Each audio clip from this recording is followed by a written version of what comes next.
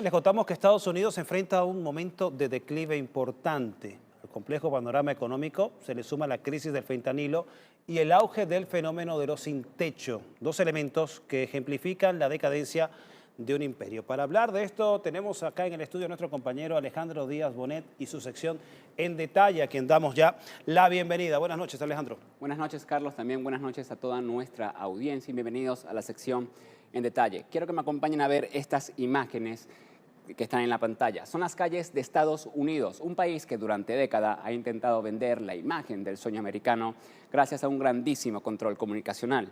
Pero mientras que llevan su modelo de democracia por el mundo, dentro de su territorio la situación se está saliendo de control.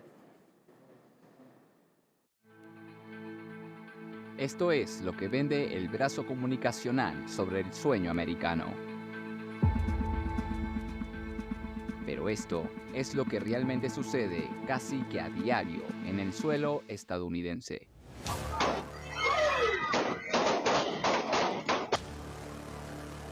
Oh, we've got people shooting. Ayer, 23 de enero, un hombre mató a 7 personas en el norte de California mediante un arma de fuego, menos de 48 horas después de que otro hombre de 72 años matara a 11 personas en una localidad cercana a Los Ángeles. Frente a esta epidemia, esto que usted llamaba el uso de armas, a lo mejor una falta de regulación, ¿cuál es el tema? ¿Es dar esos pasos para regularla? ¿Es visibilizar cómo se privilegia el negocio sobre las vidas? ¿Es el odio que no hemos podido sanar en nuestras comunidades, Manuel? Todo esto, me imagino. Una violencia desmedida, impulsada por unas profundas heridas sociales en un país donde existen alrededor de 120 armas por cada 100 habitantes.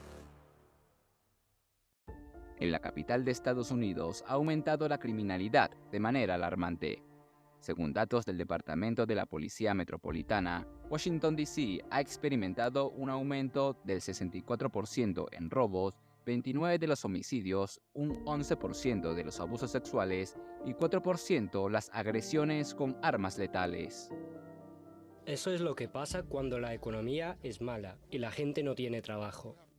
Aunque las cifras de la violencia en la capital de la potencia norteamericana se muestran como un llamado de alerta para las autoridades, ellos parecen hacer caso omiso y en vez de atacar la raíz del problema, buscan soluciones superficiales a una crisis muy profunda. Una de ellas, un programa piloto de toque de queda en 7 áreas de Washington, D.C. Otra de las medidas anunciadas por el consistorio es la instalación de 50 cámaras más de seguridad en toda la ciudad. Y es que en los últimos años se ha vuelto común el uso de la violencia como una respuesta del supremacismo blanco. Según una publicación de la Asociación Médica Estadounidense, los latinos y afroamericanos están más expuestos a la violencia con armas en los Estados Unidos. A nivel nacional, la tasa de homicidios para hombres negros es de 30.7 por 100.000. Y para hombres blancos es 2.4 por 100.000. Por lo tanto, es una gran disparidad que existe entre, nuevamente, raza y geografía. Odio racial, armas para todo el mundo y políticos que fomentan que la población esté más armada. 3 ingredientes que explican en parte por qué la violencia se ha vuelto rutina en la potencia norteamericana. Ahora veamos el dato clave. En agosto de 2023, Estados Unidos batió su propio récord histórico de violencia. Según el portal Guns Violence Archive, la potencia norteamericana registró un total de 474 tiroteos masivos en lo que va de año. En los primeros 239 días del 2023, más de 28.000 personas perdieron la vida.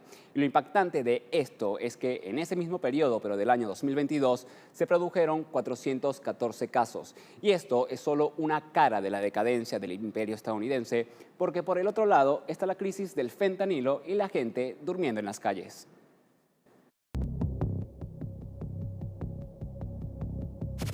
Estas no son imágenes de una película posapocalíptica de zombies de Hollywood. Son las calles de Estados Unidos que se inundan por un lado de adictos a las drogas, específicamente al fentanilo, y por el otro de indigentes.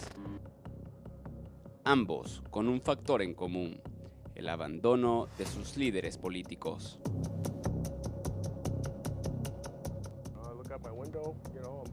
En esta zona de Estados Unidos se pasó de 20 casos de sobredosis a 80 en un periodo de un mes. ¿Qué está pasando?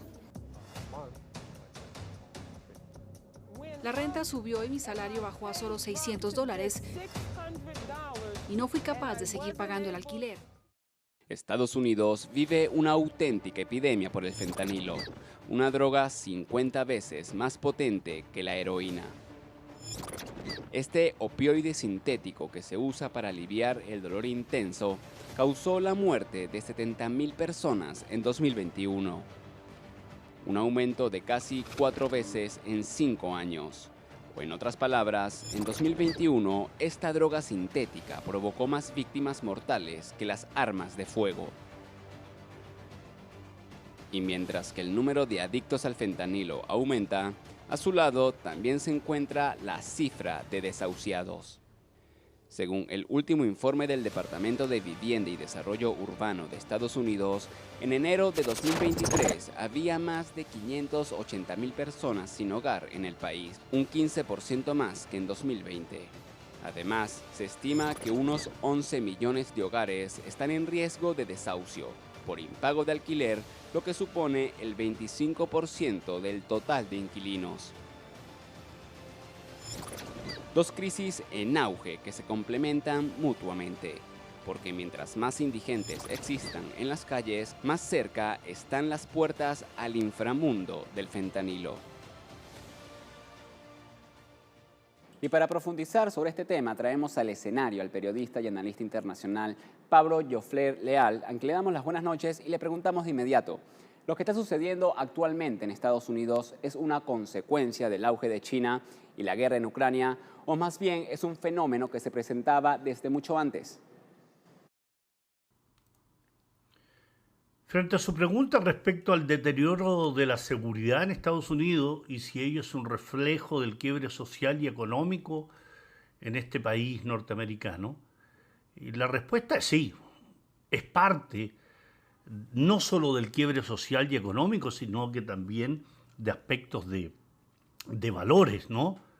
Y lógicamente existe preocupación en esta sociedad estadounidense por los altísimos niveles de violencia que se visualizan en hechos tales como masacres, con decenas de asesinados en escuelas, centros comerciales, estacionamientos, universidades, que son llevados a cabo generalmente por personajes solitarios que tienen acceso a multiplicidad de armas de fuego que son ejemplo y parte de una sociedad libre mercadista donde estas herramientas se ofrecen como parte del arsenal de mercadería en los anaqueles de supermercado, ¿no? Es como comprar fideos, como comprar arroz, usted puede comprar armas. ¿Y qué factores contribuyen a este aumento sostenido de los delitos de sangre y que tienen Estados Unidos como una sociedad violenta? Creo que no existe una sola causa.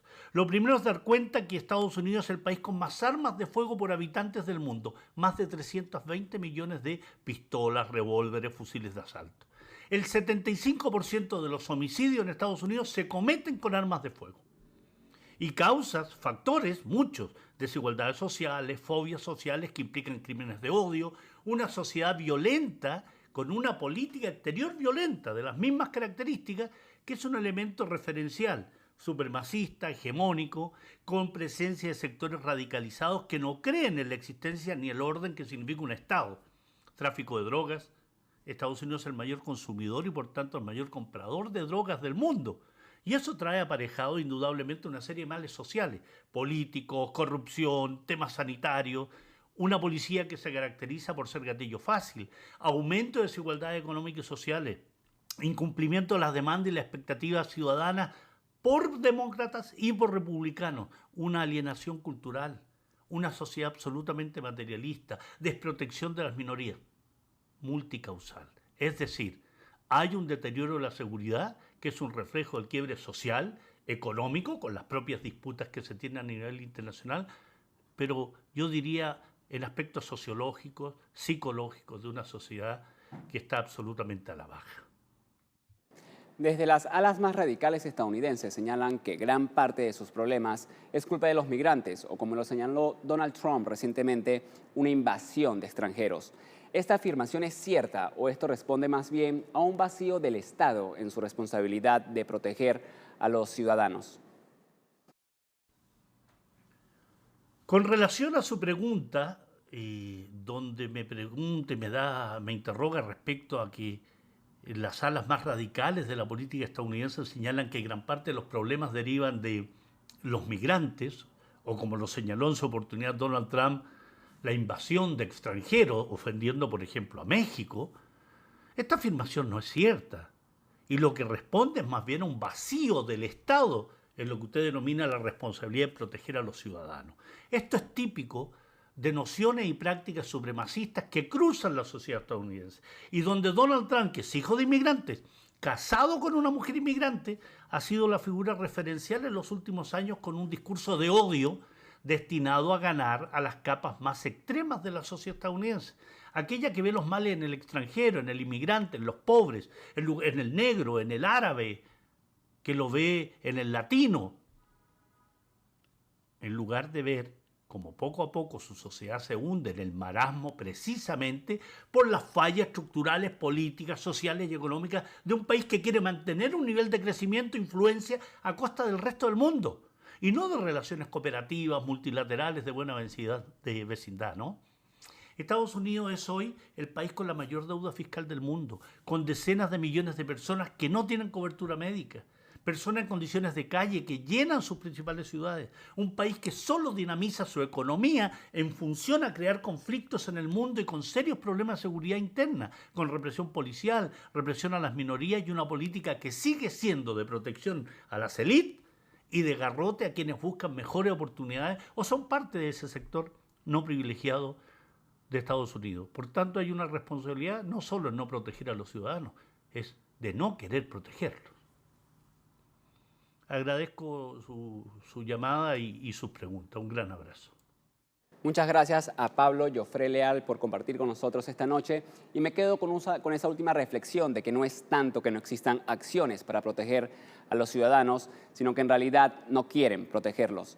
La historia de la humanidad nos ha enseñado que la mayoría de los imperios se caen por crisis interna y aunque probablemente aún le queden varios años útiles a la hegemonía norteamericana, lo que está sucediendo hoy en Estados Unidos puede catalogarse como señales de un colapso anunciado. Con esto le ponemos el detalle al contexto. Buenas noches y volvemos contigo, Carlos. Muchísimas gracias, Alejandro.